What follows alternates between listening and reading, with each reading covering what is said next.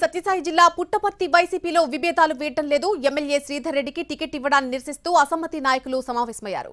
గత 4 ఏళ్లుగా సమస్యలను ఎమ్మెల్యే శ్రీధర్ రెడ్డి పట్టించుకోలేదని అంటున్నారు అసమ్మతి నేతలు. శ్రీధర్ రెడ్డికి టికెట్ ఖరారు చేసే విషయంలో అధిష్టానం తమను సంప్రదించకపోవడం బాధాకరమన్నారు.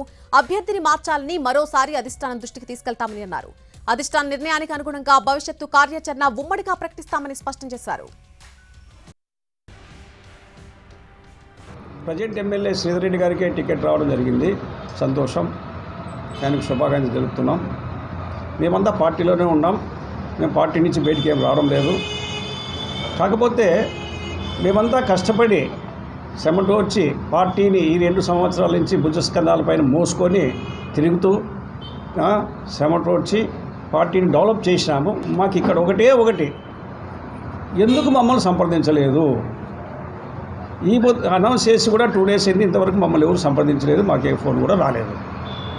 సో మేము ఏం చేయాలా అనేది ఇంకా భవిష్యత్ కార్యక్రమం అందరము డిస్కస్ చేసుకొని పత్రికా ముఖంగా మేము ముందుకు వస్తాము.